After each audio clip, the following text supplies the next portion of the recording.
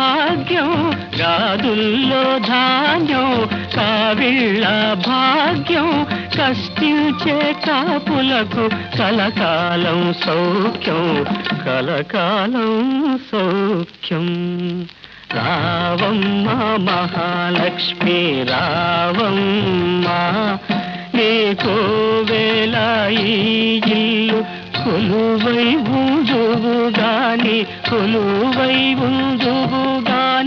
కలుమూల రాణి.